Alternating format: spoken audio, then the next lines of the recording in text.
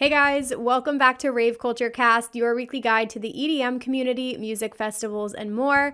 I am your host, Emma Capotis. Happy Wednesday, fam. Where did April go? Where did April go, you guys? I cannot believe this is the last episode of the month. It's insane to me. I'm also heading to Project Glow this weekend, so I hope to see you guys there. It's my last festival of the year, which is crazy, but I'm excited to run it back. I'm excited to go see my DC fam, have all the house music, all the vibes this weekend. It's gonna be incredible. So just had to say that off the top of the episode. See you guys this weekend. But to get to today's episode, we are continuing on with our series here talking about festival safety tips, bystander intervention, and just different ways that you can really be taking care of your health and your well-being, as well as shining a light on Sexual Assault and Prevention Month, which is in April every single year. So today I have an organization on that I've known about for a while now. They do overlap a lot with the dance music and festival community, and that is RAINN, RAINN, the Rape, Abuse, and Incest National Network. They also operate the National Sexual Assault Hotline, NSAH, which we are going to talk about today. I'm going to have tons of resources and everything linked down below, but I have Erinn Robinson joining me, who is the Director of Media Relations. She is absolutely fantastic, provided so many resources and tips today, you guys. So we're going to be covering all things festival safety related, from all of the preparation you can do before the festival to things you can do to keep yourself and your friends and strangers around you safe. So lots of good things to come here, guys. But before we dive in, I got to shout out our friends of the podcast, Lunchbox, of course. Lunchbox just launched a brand new white hydration pack. It is beautiful. I got to rock it at Okeechobee. Some of you guys might have seen me wearing the white Lunchbox. It is out. It is beautiful. If you guys want to save $11 off your packs, you can use code CAPOTIS, my last name, KAPOTES. That will save you $11 off any of the Lunchbox hydration packs, which of course are anti-theft bags that are absolutely incredible. They're made of ripstop nylon, so they are cut proof. They have inverted zippers, zipper clips, a patented bladder refill system, which is absolutely fantastic. I can't say enough good things about Lunchbox, guys. I've been using them for years, have it in every single color. They're incredible bags. So if you are a festival goer who wants to keep your belongings safe, you want to express yourself through their different custom skin designs and LED wires, it's amazing. So again, go shop the new white Lunchbox. It's fantastic. They also have a new clear line, clear hydration pack, clear snack pack, all the things. So all my affiliate links will be linked down below. Thank you guys for supporting. I appreciate it so much, and I know you guys will love your Lunchboxes. All right, with all that being said, let's dive into today's episode with Erinn Robinson from RAINN.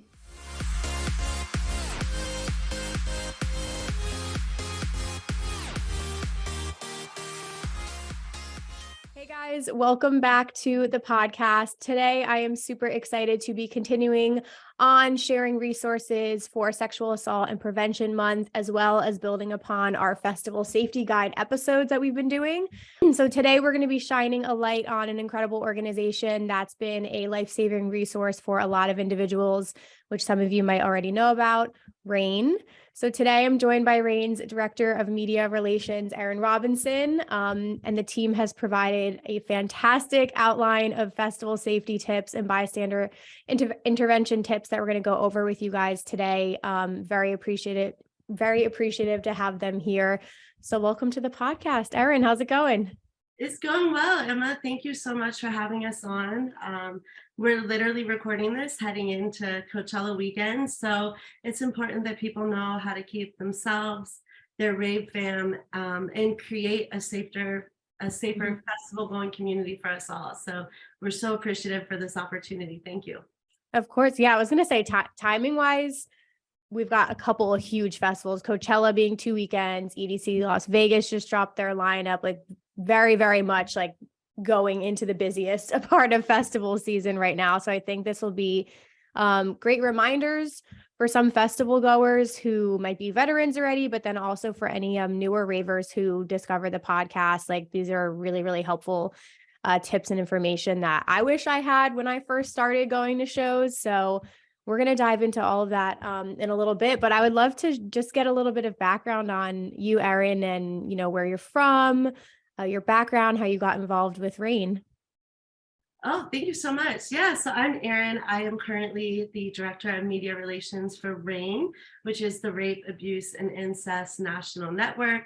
I have been a festival goer since I was a teenager with Warped Tour and really got into the event, raving and festival scene a little later in life in 2019. And I've been following you, Emma, to kind of get my footing and learn more about like everything from fashion to what to pack to different music genres in EDM. So this is a really exciting opportunity for me. I'm coming to you from Baltimore, Maryland. Our big local festival coming up, we have Project Glow and Moonrise coming up in the summer. Echo Stage is a great local venue here. So you might see me around one of those, an event at one of those places. But yeah, excited to have this conversation. Awesome. Oh, I will be at Project Glow. So definitely we'll hope to see you there. Yes. DC's got a cool area. I know I've spoken to a few artists too from the area as well. And like, it just obviously, other than like the festivals expanding there, it just seems like the nightlife scene is like picking up a lot too. And I had the pleasure of going to Echo Stage for the first time last year and loved it. But it's a really cool community you guys have got over there. It's growing and it's building fast, and it is exciting to see. I think the scene overall is growing very rapidly. People are gravitating to festival experiences and EDM, different genres within EDM, and it's been exciting to see just the growth since 2019. And part of that growth should also be thinking about safety, and that's why these conversations that you're having are so important. Awesome. And how did you get involved with RAINN, and how long have you been with them? Oh, thank you. Yeah, great question. So I started with RAINN in April of 2019, and my interest in this issue area, whether it was personal experiences or having friends who needed support for through situations and instances of sexual violence, really knew that I wanted to dedicate some part of my career to advocacy. And prior to RAINN, I worked for the Senate Committee on Indian Affairs. And my work there, I really became aware of the missing and murdered Indigenous women's crisis. And that kind of piqued my interest in this topic and subject matter overall. And around that time, I saw that RAINN was hiring and knew that I had to apply. And 4 years later, here I am. Wow. So it's an important issue. Particularly since October of 2017, Me Too, we're having more and more conversations.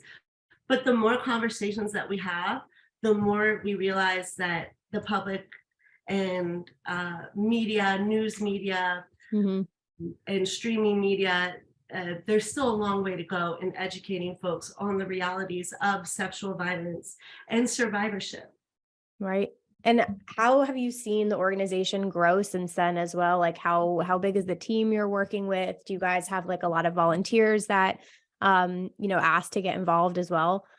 Yeah, we've been growing a ton. Obviously, this issue area, the demand is there, and we are so fortunate to be able to staff up our National Sexual Assault Hotline. That is what RAINN is known for. Our heartbeat is the National Sexual Assault Hotline. So if you'll allow me, I'll just plug that here. That is available at 800-656-HOPE.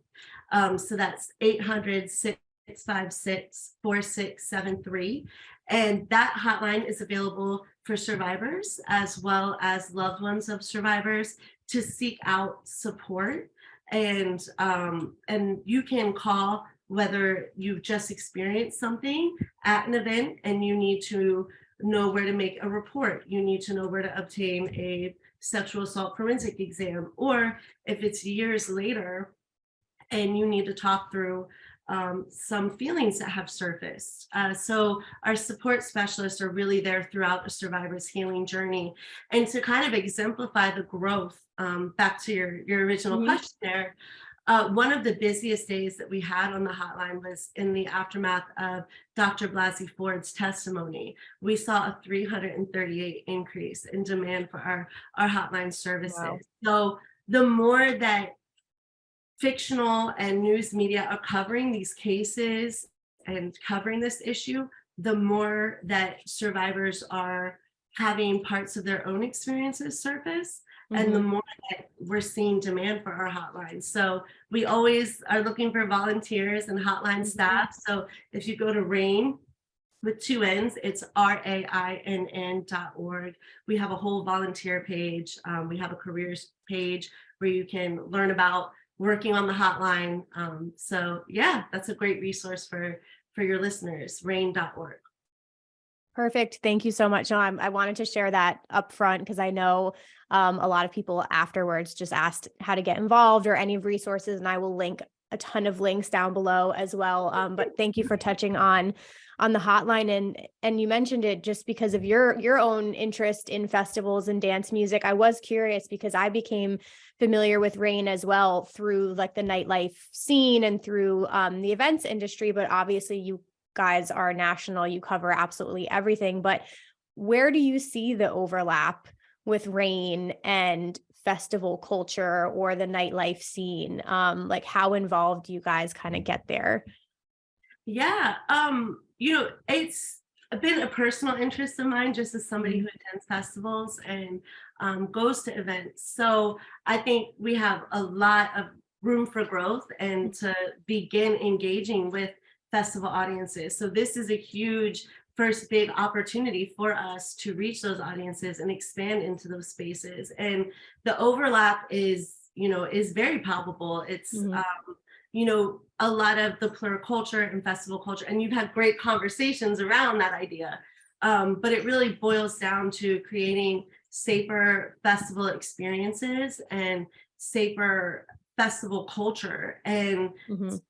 sexual violence prevention and educating yourselves as somebody who's in the rave community on how to respond and support. And if you need it yourself, knowing where to go for support is a critical component of that overall feeling of safety and Mhm. creating a space that is more supportive.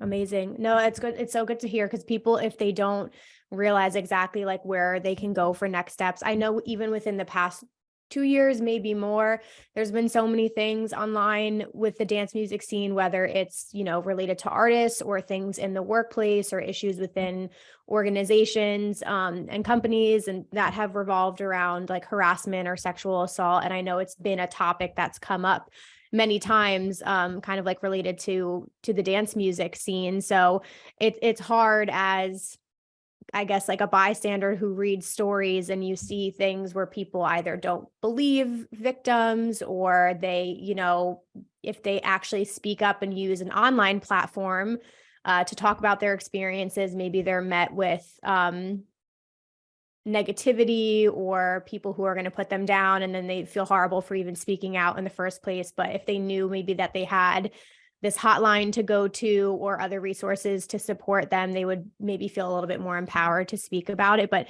that's again like how I kind of became familiar with RAINN, is when like a couple of these issues had popped up online regarding like different issues around artists in the dance music scene.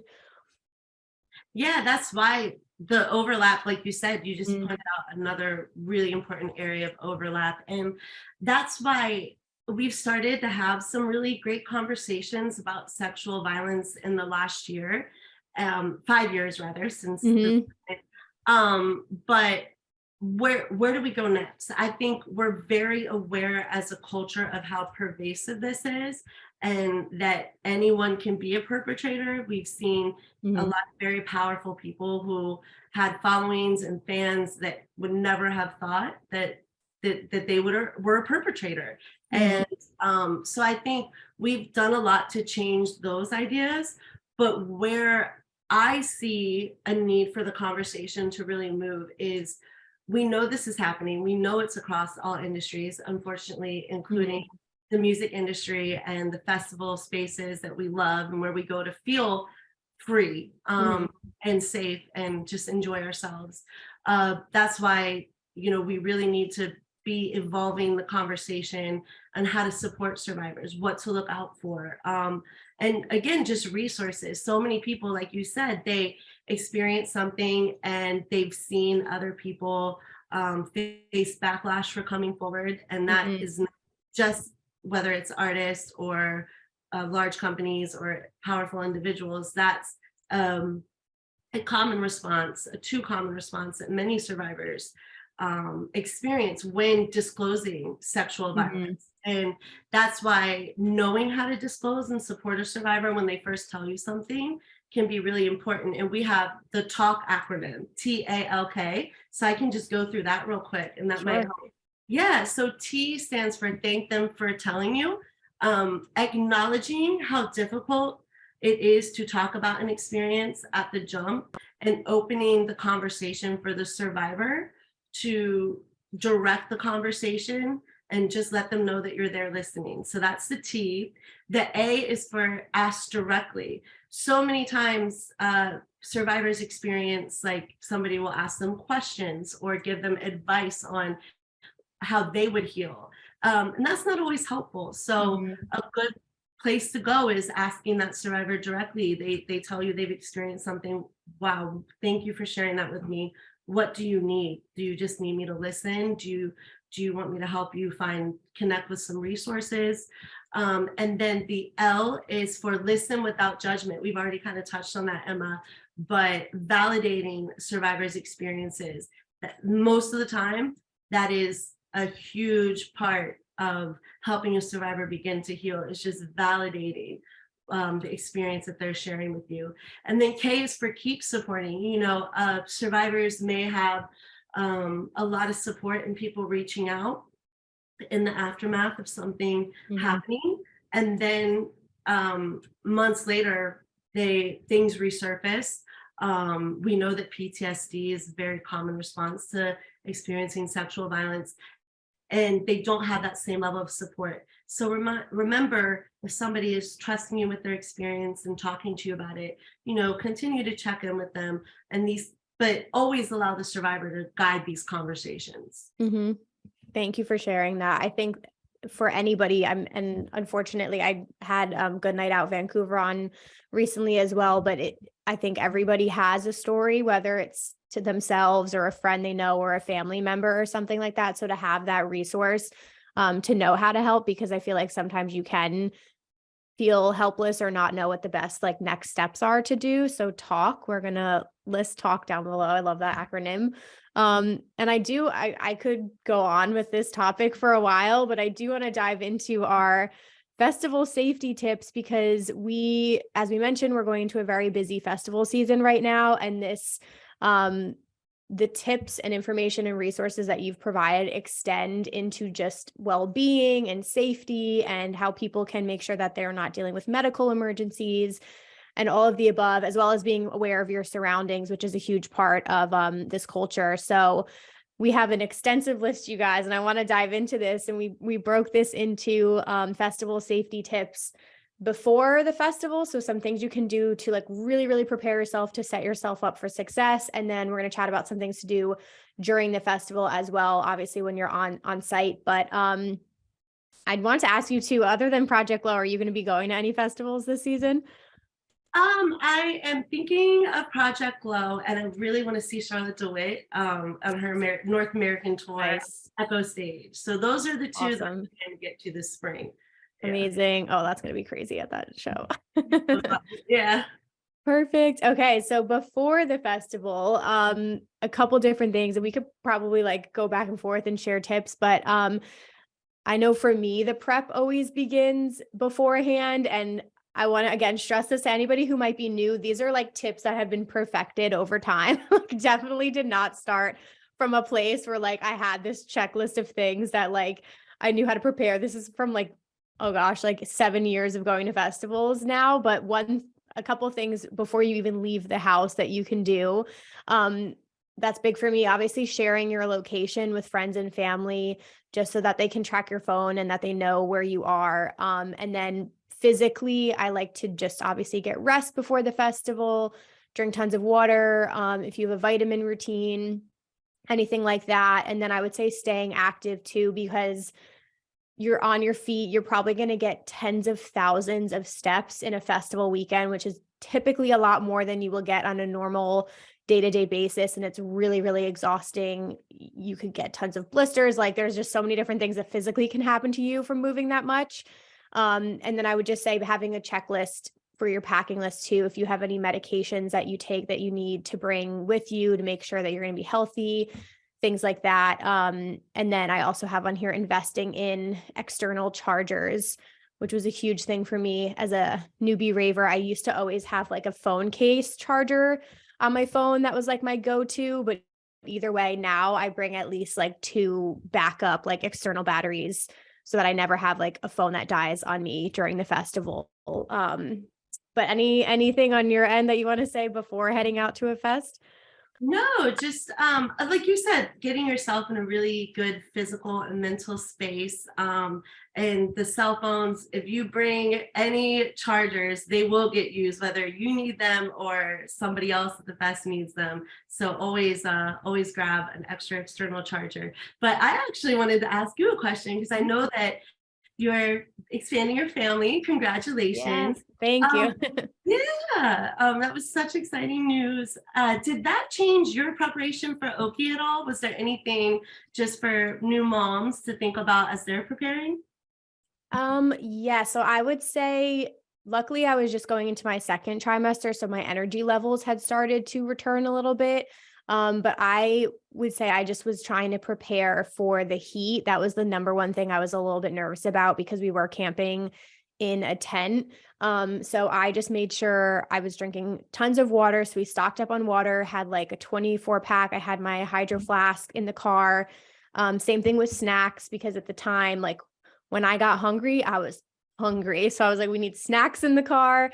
And then I rested a lot. I prioritized sleep. So I was getting tired around like 12:30, 1 a.m. And luckily my friend was amazing and she was happy to go back to the tent early with me. So that was probably the earliest I've ever gone to bed at a festival every single night. And I got like a solid amount of sleep every night. But with the heat was the only concerning thing. So just finding places to get shade, or if you happen to have access to areas with air conditioning. Like we chose to do VIP, so the bathrooms were air conditioned. There were a couple times that I literally went into the trailer bathrooms just to like get out of the sun. So that was kind of like the preparation. And then I would just say I wore my mask a lot in the crowd because I noticed a lot of people were smoking and I just didn't feel comfortable with that. And I stood relatively towards the sides or the back just to avoid any crazy like bumping into people. So it definitely changes like how you're approaching it and thinking about it. Yeah, of course, of course. And that's so important for other new moms and Mhm. moms who are growing their families to know, and that sense of solidarity, and to, not give up on something that they're passionate about, and to incorporate that into their lifestyle and their growing family. So babies first, right? Definitely. And I'm Yeah, glad that babies you're first, able to have right? yeah, I'm glad that you're able to have a good experience and really prioritize your health. And that's really, as we go through these tips, that's what it's about, checking in with yourself. In your Oki video, you did such a good job kind of reminding everybody, like every day, like I ate. I don't do that one, Mhm. chicken tender for the whole weekend. I hydrated. They're so important to Mhm. take care of your physical self. Definitely. Yeah, for sure. And I will say it's been surprising. I haven't gotten a lot of comments, but I have gotten a few that are like kind of rude, or they'll just be like, just skip the festival, or like, why do you even need to go now that I'm pregnant? Because I've been doing tips videos. So those are like interesting to me because I'm always just like, your hobbies and your passions don't go out the window when you become pregnant. And there are totally ways to do these things safely. And I'm not the expert yet. This is my first baby, so I haven't done a million, but there are definitely ways you can still attend concerts or festivals safely, and you can take even more precautions if you want to and speak to your doctors as well. But it has been interesting to get comments of like, why don't you just take 9 months off, which for some people they might want to do, but when it's so heavily ingrained in your job and your culture, it's kind of like hard to avoid it. So that's been interesting, I will say. Absolutely. And that's why, sharing your experience as you navigate this will be so informative and help other new moms that want to maintain their passion and Mm-hmm. continue in going to festivals and enjoy nightlife in a way that feels comfortable for them. I'm sure your continue to kind of share your tips and your experience with your community will do a lot to help educate. So that's great. Thank you. Yeah, we're gonna have more to come on that. I'm gonna try to have other moms who have like had way more experience, like come on and do some chatting with everybody. But Well, that's um great.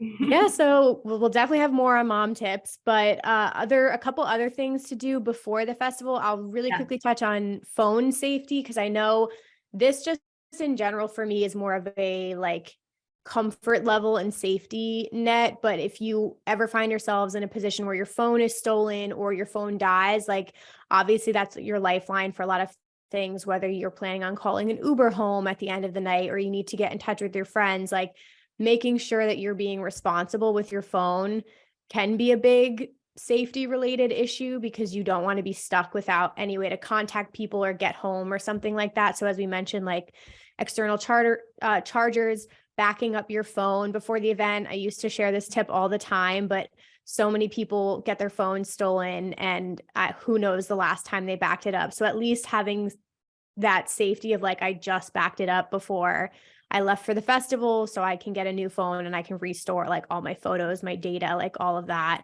And I have seen some people on TikTok do this and I love it and I need to start doing it, but people set their lock screen on their phone to some emergency contact names and numbers. So if you find it or if somebody finds your phone, they can call someone. It's people on TikTok, be so smart. Yeah, Sharing there's tips. great tips. Yeah, and then another thing, a lot of times, if you go to the events, like comment section or like a group page for the event that you attended, if you did happen to lose your phone, a lot of people in the rave community trying to help people find their lost things. So, check in with Lost and Found if you unfortunately do lose your phone, or even keep an eye on the message boards or online because there are people who want to help. Definitely. Yeah. And then can you chat a little bit about meetup spots? Like any experience or tips on separating from friends and how to figure that out? Somehow it always happens. Yeah. I have actually mainly gone to events alone. I've done Sunset 2 times with a larger group in Tampa. So I feel you on the heat. Mhm. Particularly in Florida, be prepared for the heat and the humidity and hydrate. But that's why it's always good. Like as you're literally, it's the first thing I think about as I'm walking into a festival. Like at any point, if we get separated, we all know if you've been to a festival, reception is usually terrible. So pick an art installation or a vendor that if we do get, separated, this is where Mhm. we meet up. And another TikTok or internet social media tip that I've used that comes in handy is time stamping your text. Like, hey, I'm headed to XYZ stage, Mhm. so and so. And then timestamp it so they know where you are. Or, hey, I'm at such and such vendor waiting for you and timestamp it. So, Yeah. because a lot of people will wait for a few minutes, but then, the music's going and they have Mhm. they want to see, so they got to keep moving. So that's where keeping timestamps and checking in all the time, particularly if you are attending an event solo. What has helped me feel more secure when I do that is having somebody that you are checking in with like every hour. And hey, I just got into my Uber. I share my ride share Mhm. details with a trusted person that night. And hey, I'm in. Thanks so much for keeping an eye on me today. So those Yep. are some phone safety. But your phone really is such a part of staying connected and having the ability to exit situations and find information. Mhm. So yeah, phone safety is really important. Definitely. Yeah. And I'll touch on the meetup thing a little too, because I feel like it's such a staple tip for a lot of people, but at the same time, you never know when it will come in handy because we even used it this past Electric Forest. Like, even though we were confident in our skills, we were like, we know we'll stay with each other or we'll find each other at some point. We still picked a meetup spot anyway, just in case. And we did end up using it because one of my friends, who I will not name, got lost at one point, and the group was like, just, waiting and waiting. And it had been a little bit too long of time. And they were like, you know what, let's just go check the spot just in case. And sure enough, he was just standing there, like waiting to be found. And it was so funny, but we were like, again, you just never know when it's going to come in handy. And at least we knew, like, okay, worst case scenario, they're going to be standing there at that spot. Probably it still ended up working out. So I think it's always good to set it, even if you're super confident and you think like nobody's ever going to walk away or step away or anything like that. It's just good to have that option, or even along with the time stampings, we'll always pick maybe like a specific set or a specific time as well, because like you mentioned, sometimes you have meetup spots and people don't show up, and you can stand there for 10 to 15 minutes and they still don't come. And at that point, you have to make a decision, like, are we going to move on, or are we going to stand here the whole night? So we also like to pick specific sets, and we'll be like, this set is a non-negotiable. Everyone is coming to this spot at this time. Like, if you miss the other ones, that's okay, but this is the one that like you all have to show up for. And we found that that's like been helpful no matter how crazy the night is, like everyone shows up to that time. So it's helpful. That time. Yeah. Yeah. And then you get to experience the set with the whole group there. So that's awesome. And I will just build on that. From a safety standpoint, and just many survivors might have PTSD or certain things that make feelings resurface. So be prepared for large crowds. There are a lot of people. And you don't think that you're going to get separated, but you could literally be like, stand right here at this vendor. I'm going to go get a lemonade or food or whatever. And you're going to go right back. And the crowd moves. There's a lot of people, and you will be surprised how quickly you can lose your group. I usually go to festivals with my brother, who's really tall. So nice. I kind of just look for the tall guy in the bucket hat. So tall friends are always good to have in your rave fam. Definitely. But yeah, just being prepared to know that it's easy to get separated. It doesn't have to be a scary thing.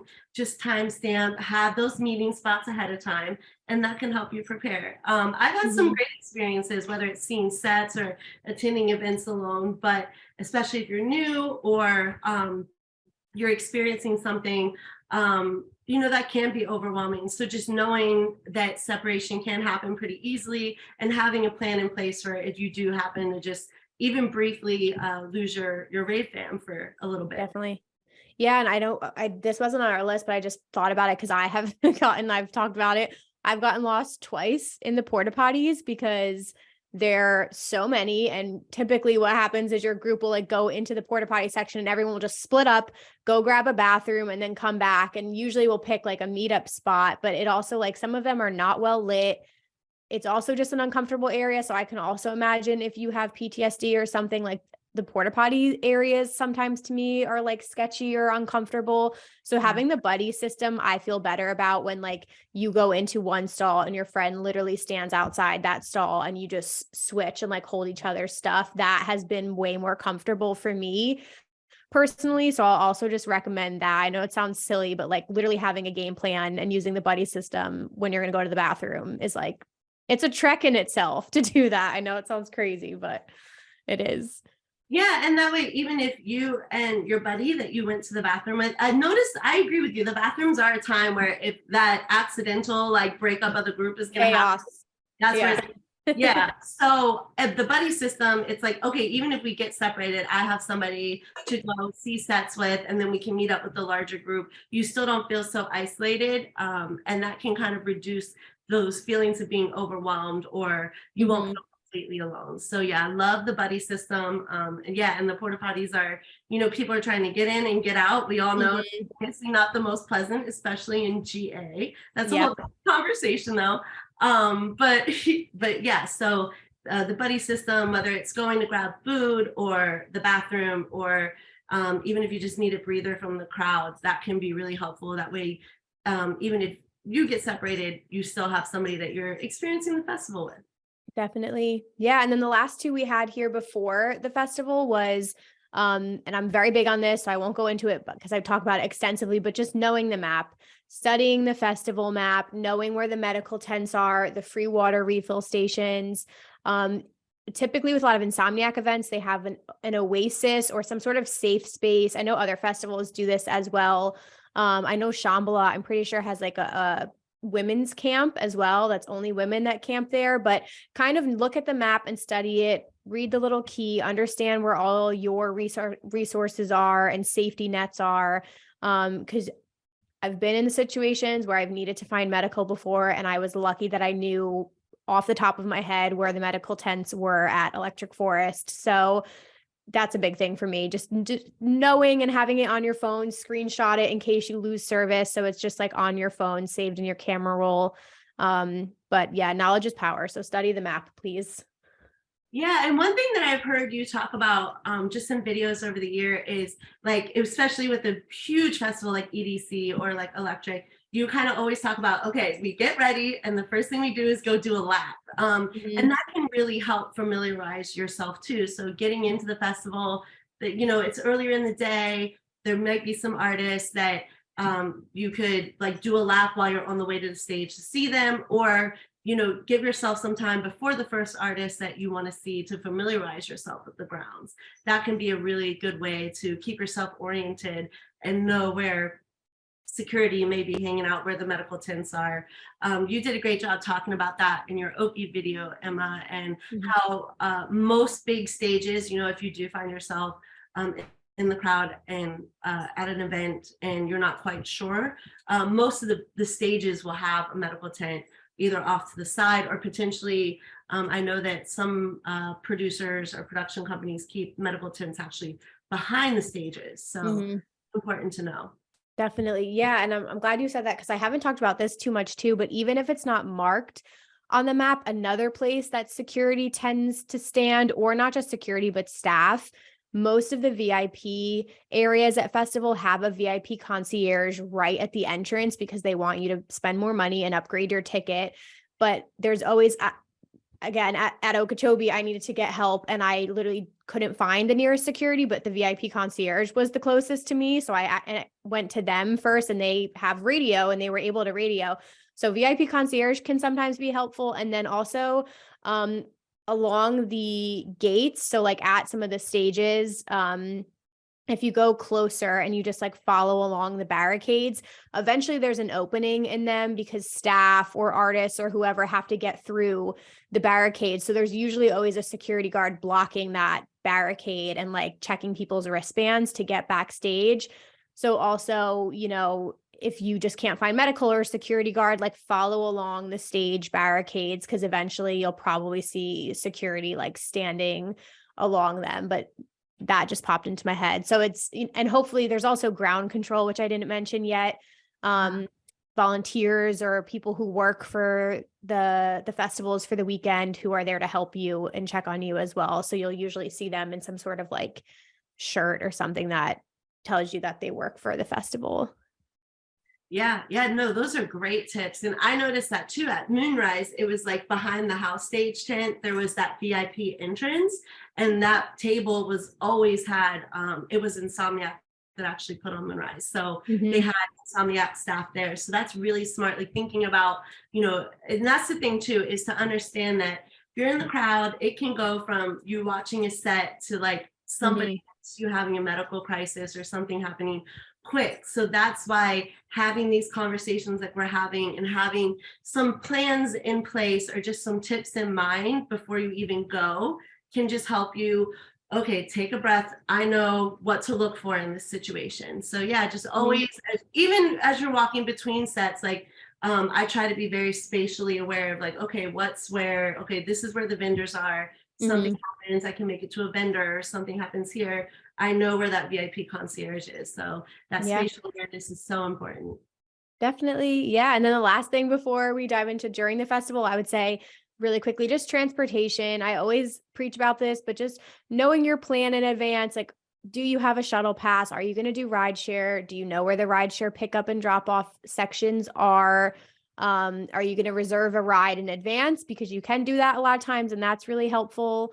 And is there a designated driver for the night, somebody that is going to choose to stay sober? They're not going to partake in things and then be sober by the end of the night, like making sure that you have a game plan going into it. Cause I just feel like transportation at the end of the night can also kind of be a mess sometimes. So that was one other thing I wanted to flag, is just having a game plan before you get to the festival.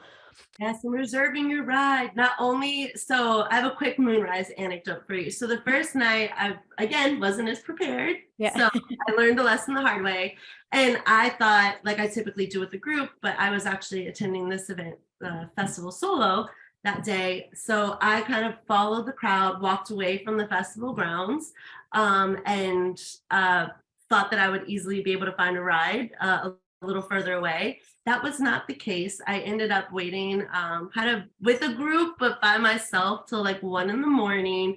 And there was a couple minutes there where I wasn't sure I was going to get a ride. So the next day, literally like on my ride to the festival, I booked a ride for like 45 minutes after the festival ended.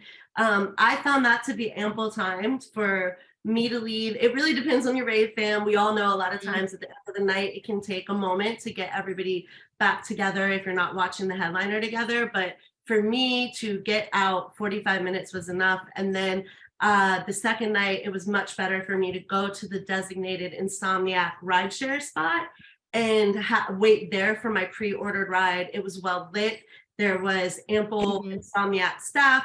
They were making sure that people were like, the rides were blocked and people were able to safely even walk to their car and get in.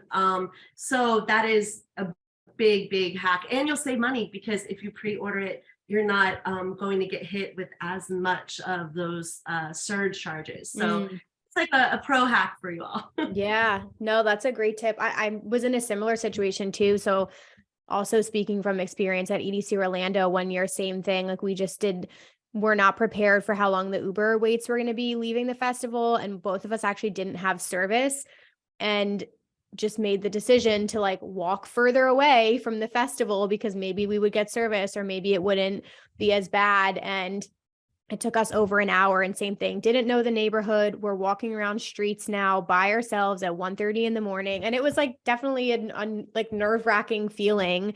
And I was like, this is never happening again. And then I went with shuttles moving forward, which I like recommending shuttles anyway, just because you're with a group of people. There's a designated driver, obviously, and they're going to drop you right off at your hotel. But yeah, that's why the Uber thing is just tricky, because you find yourself in these positions where you're walking further and further away from people and security and you don't know the neighborhood. So yeah, definitely important to go in with a game plan there. And then during the festival, these are all some of the big juicy tips, which some of these you guys may just be reminders again, but now that you've prepared adequately before the festival, when you actually get there, we mentioned a couple things like you said about like doing a lap when you first get to the festival, which I think is great.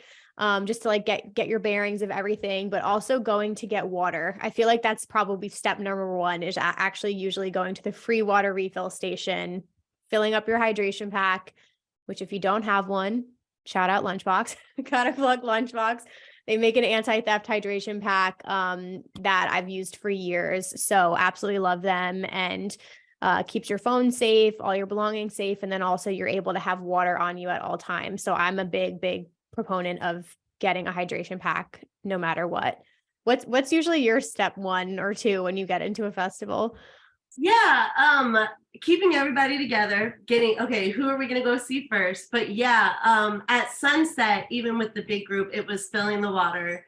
And we all kind of waited in line. There's usually a water filling station right at the entrance, and Sunset is in Tampa. So one thing that they do very well there is knowing that it's Florida, you're baking in the sun for most of the day, is there are ample hydration stations. So I love that that idea of getting your water filled. And then, like I said, I like to do a lap if there's nobody that I'm immediately going to the stage to see. Getting the overall layout. So get yourself some water so you can go walk around, familiarize yourself with the grounds, and then go see some great artists perform.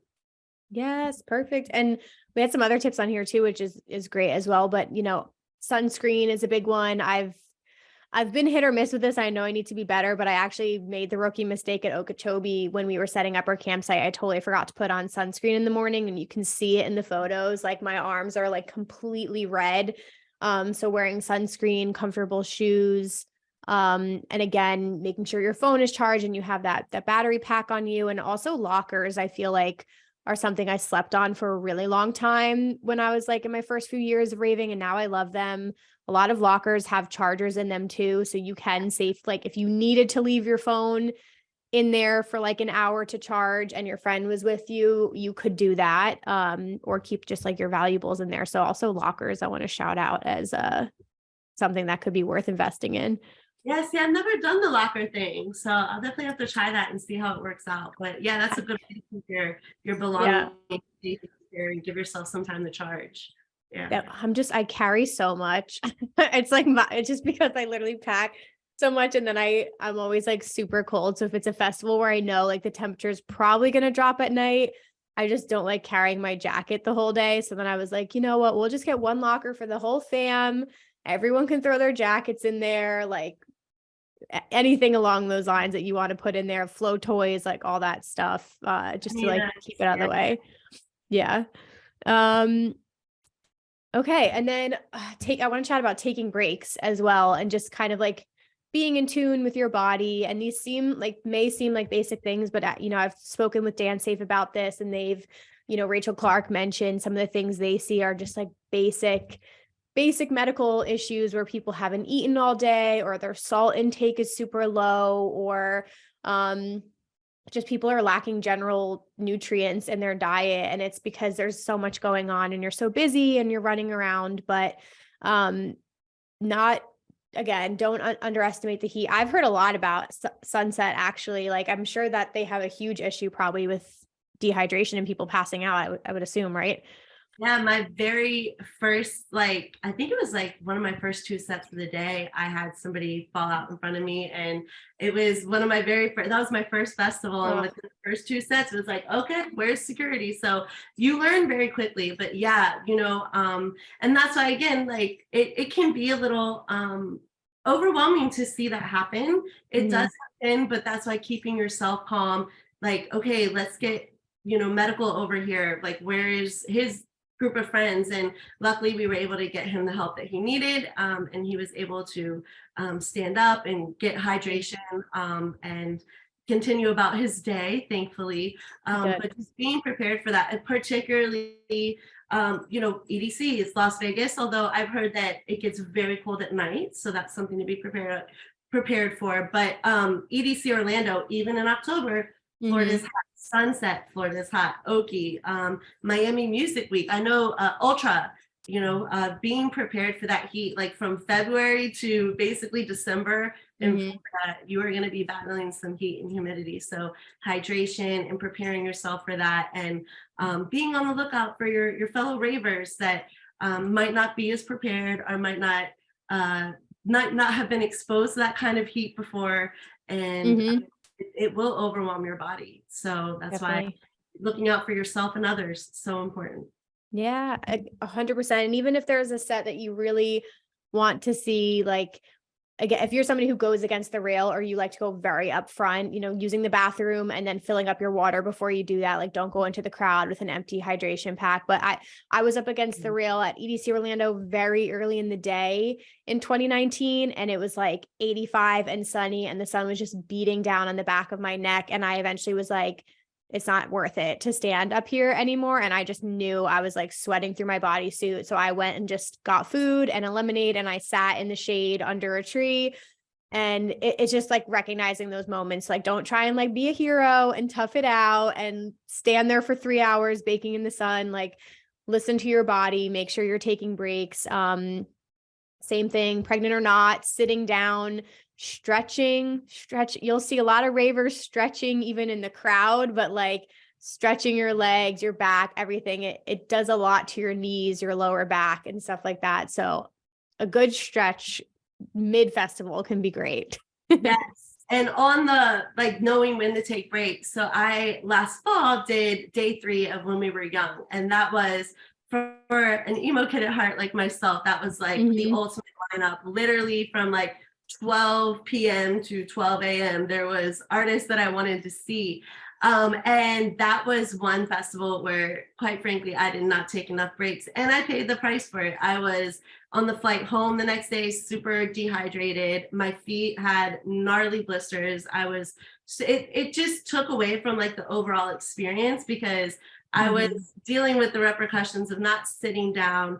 We did stop to eat, and we were hydrating. So we took care of like those basic needs, but I just wish that I would have taken more time, or at least, another hour of the day to sit down. We literally only sat down, I think before like the top three Mm, headliners to eat. And that was, geez. I felt it for a few days afterwards, and it was not enough sit down time. So Yeah, yeah, definitely listen not. to your body, and it's okay to take breaks. There's always going to be other events and other festivals, and you can sit down in grassy areas, and still see performances while like giving your body the rest it needs. So important. I was gonna say the same thing too about like sometimes it can just be nice to enjoy the set.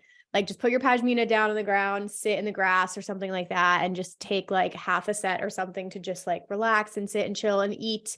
Of course, we've talked about eating, but making sure you're eating a big meal before the festival is always like big for us. Like whether we like go out for a fam breakfast or lunch, or I've gotten big now on just like ordering food to the hotel too, because even if you feel like you're rushing or you're getting ready and you're not going to have time to stop and eat, just like order it to the hotel and eat it while you're getting ready or something like that. And then even if it's just like the rave mom or rave dad in your group or somebody who's like in charge, we always have someone speak up in our group, which I always appreciate, who's like, guys, it's 7:30. I know we're busy right now, but like, let's just go eat. This is going to be the opportunity. Like, let's eat right now. And then we'll all be like, okay, you're right. Like, let's go eat. So even if somebody just speaks up and says like, it's been like 5 hours since we've eaten, we need to like, let's just stop and do this for a second, I think is like super helpful. Yeah. And then I'll even pack like granola bars or like good hearty Mhm. like sustenance in my pack. And when we were young, that actually saved me, because I did really good from like 12 to 5. But we were about to see the U's, which is one of my favorite bands. Mm, Not EDM, but yeah. And I totally was like, I felt the heat and my legs were getting a little wobbly. And thank God, like I had that bar in there. I had my granola bar before the set, and I was good to go until we ate dinner a couple hours later. So having perfect. something in your bag that you can quickly just like, ooh, if you start to feel that lightheaded feeling, or that heat stroke is a real thing, Mhm. you'll feel a little dizzy, you'll feel a little clammy.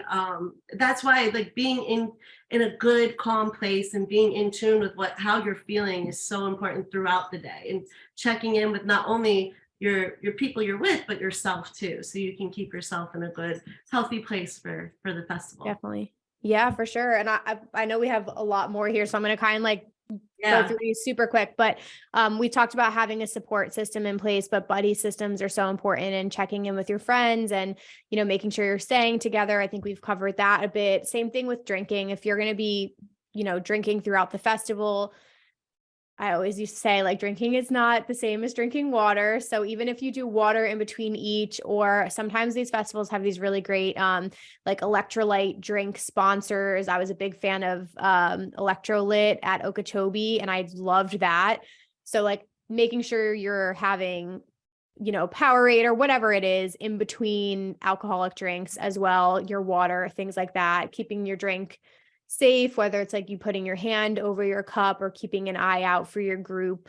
Um, just being aware of like bars and things like that as well, and not putting your drink down and picking it up, like those simple things that I feel like a lot of people know, but just reminders about that. Yeah. And then lastly, I would just say, and I think this is big for both of us, but keeping it we're looking out for each other. That's a huge part of this culture. But, whether it's a friend or a stranger, making sure that the people around you are safe. And if you see something, obviously say something or check on somebody. If you think that there's a situation that doesn't look safe, getting medical help for people if they need medical help, anything along those lines where you're really like looking out for the people around you, and taking care of each other, so that it's just you're still enjoying yourself, you're still having fun, but you're looking out for others in the whole process. Yeah, yeah, that's what it's really about, is the whole space feeling safe and looking out for each other, because everybody's out there in the elements. You don't know if somebody is there solo, you don't know if somebody is there with their family. the Rave fam, you don't know if what substances may have been dabbled in. So that's why, being aware of all these things coming together and, having a great time and having your artists that you want to see, and everybody's going to have a great time. But part of that is the looking out for each other. And that's really what makes raving and the festival community special to be a part of, is people are so receptive. They're trading candy. They are looking out for each other. So I've found that at festivals, there's like no such thing as too cool. Everybody's kind of, it's a place for people to feel free to express themselves. And part of that is feeling safe enough to, and having that security that I'm going to let loose, but there are other people here. We're all going to look out for each other. So in order to maintain the plur or keep spaces expressive and supportive, that sense of community and being aware of yourself and others is so important to keeping that good vibe.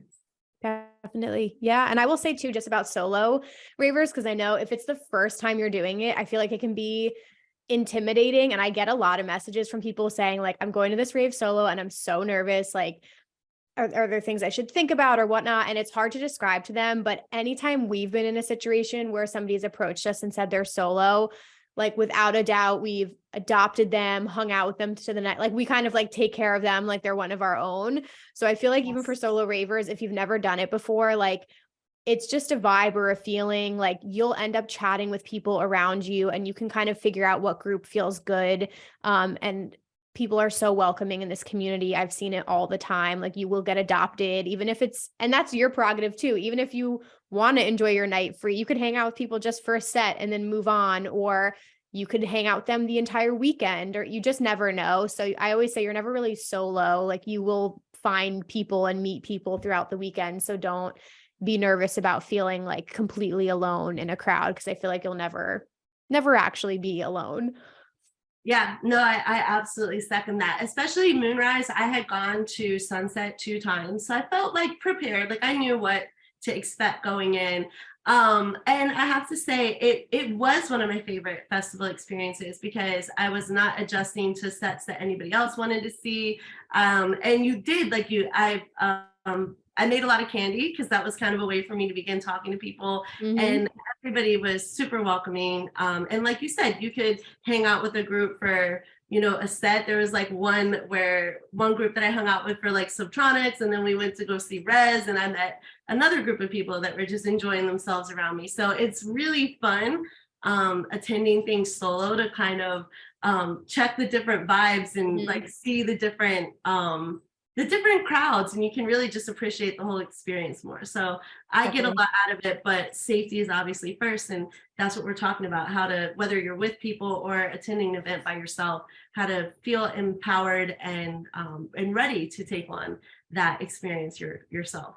Definitely. Yeah. And you can always work up to that too. Like you do not have to dive in feet first to solo raving if you don't want to, or again, sometimes you might just find yourself in a position where people back out, or you still have tickets and you really want to go and you don't want to miss it. So you end up deciding to go solo. But I have other episodes and tips on that too, guys, that I can link below, or just reach out to me, and happy to share more on that. I kind of want to wrap up here. I know we have a lot of couple things here, but I wanted to chat really quickly about different instances that can happen, or kind of like what to do if you find yourself in these scenarios.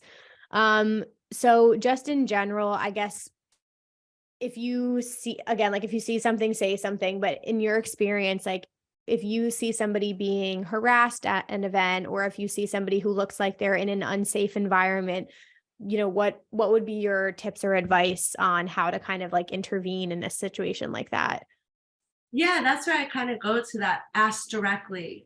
You can create, it starts with there, like, hey, it looks like you may be a little uncomfortable. Is everything okay? Like, do you want to come stand over here? Do you want to move to the other side of the crowd or the stage? Do you want to go to a different stage? So checking in with somebody.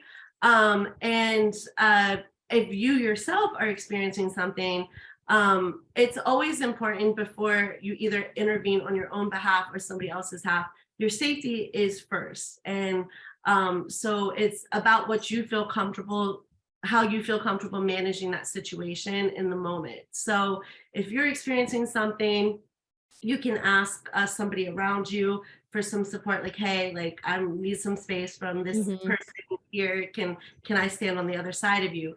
If that is what makes you feel comfortable, then that works for you.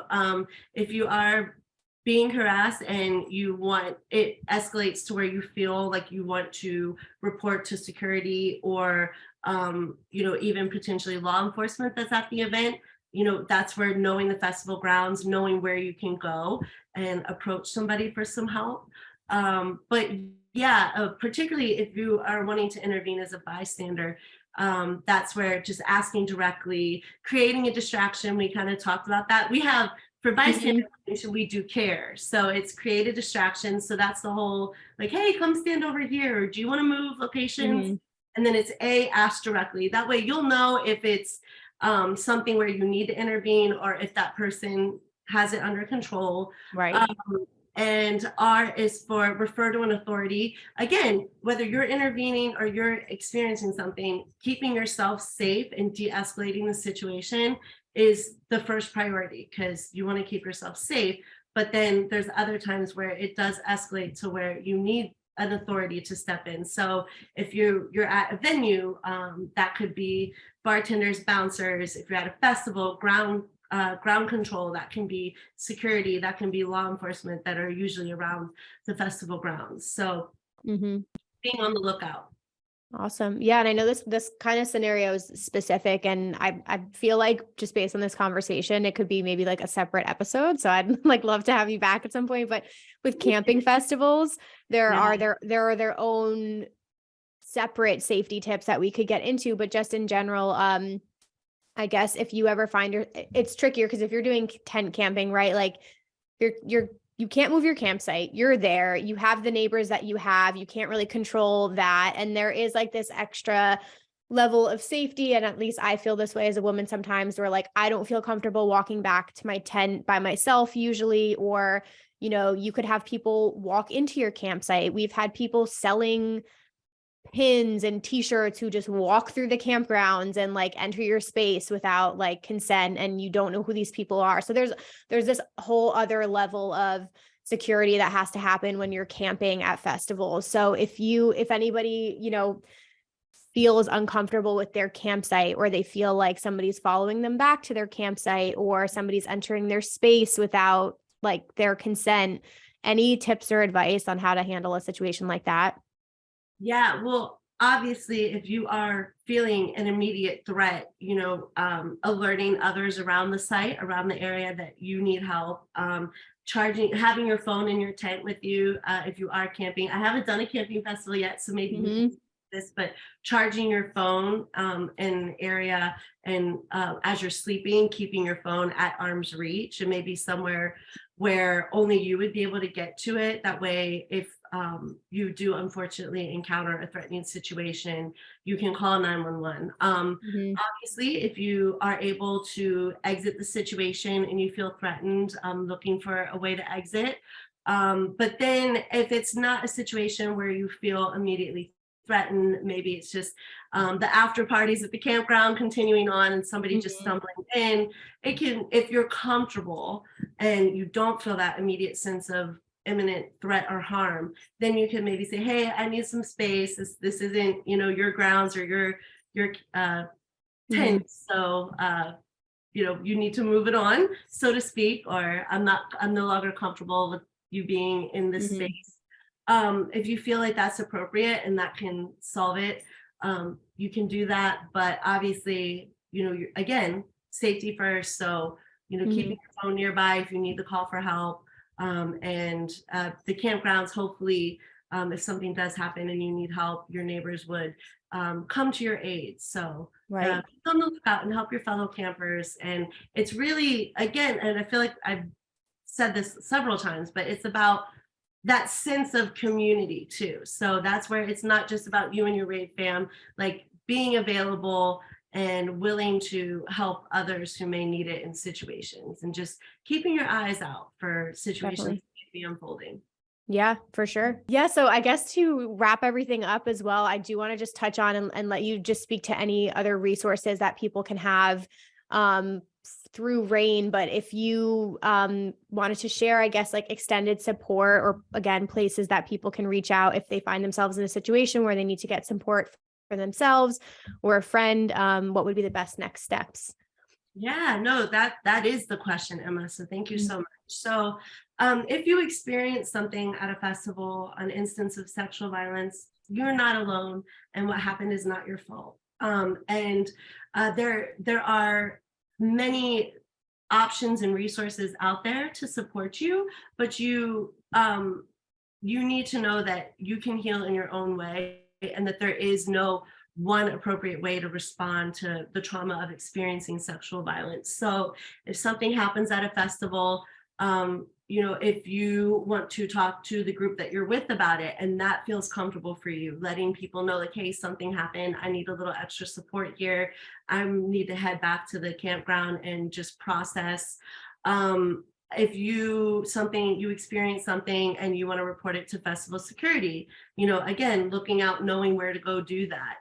If you've experienced an instance of sexual violence and you want to make a police report, immediately approaching law enforcement at the event and reporting it. And RAINN, our hotline services, these conversations are all survivor led. So they can help you with everything like we talked about, from are you in a safe place to begin this conversation? And then, our specialists will ask a survivor or a visitor to the hotline, what do you need? And so we really help with everything like that, from reporting an incident of sexual violence to where to make a report, where to obtain a sexual assault forensic exam, also known as a rape kit. That can be very important evidence of an instance of sexual violence. So but a lot of times survivors may need some time to process before they make those reporting decisions, and that's perfectly fine. It's just knowing that those are options that you have. Mm. Having resources and a plan in mind. And of course, if you ever need to talk through any of this, that's what RAINN's National Sexual Assault Hotline and our specialists, we have an incredible team, and that's what they're there for. So reach out, 800-656-HOPE, 800-656-4673. We also have an online chat available, online.rainn.org, where you can seek support. So knowing that you're not alone, it's not your fault, and that there are people out there who will help you and embrace you and give you some tools to use along your healing. Amazing. Thank you so much. Yeah, we'll pop up like all the resources there. And I think I can feel when we do these episodes that anybody who listens will hopefully feel way more prepared going into the next event or festival that they have. And, please, I encourage you guys to share this episode with your Rave fam as well. If you're like the mom or dad who watches this, share this with your fam so they can also feel really prepared. And our goal here is to make sure that we all have, enjoy ourselves, which is the point of these events, but that we're safe doing it and we're looking out for the other people around us as well. So, and then social media handles as well. Where can people find you guys? Yeah, it's at RAINN, RAINN on Instagram, at RAINN, RAINN01 on Facebook, and at RAINN01, I believe, on Twitter. So yes, Awesome. check us out. It is Sexual Assault Awareness and Prevention Month. So there's a lot of great information on RAINN with two N's, RAINN.org. This month, we are focusing on child sexual abuse and proliferation of child sexual abuse material online. Mhm. So that's kind of separate from festival safety, but another really important issue. And so, Emma, thank you for shedding a light on this.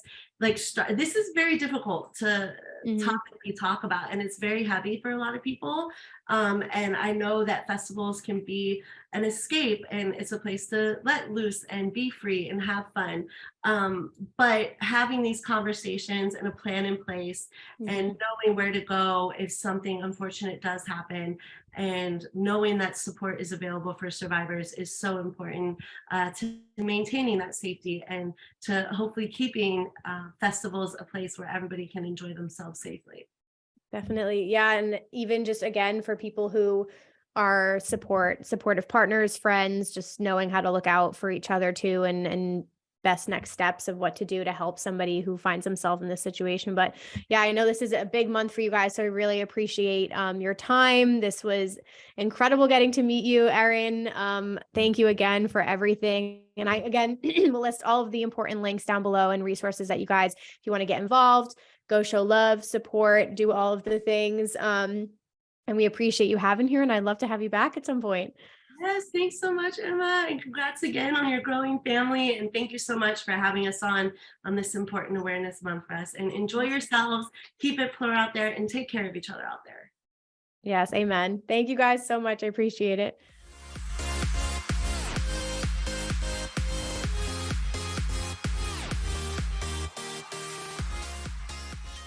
Alrighty, you guys, thank you again for tuning in to today's episode, and a huge shout out to Erinn from RAINN for coming on today to share some really valuable tips and information on festival safety and well-being, and again, shining a spotlight on Sexual Assault and Prevention Month, which is this month.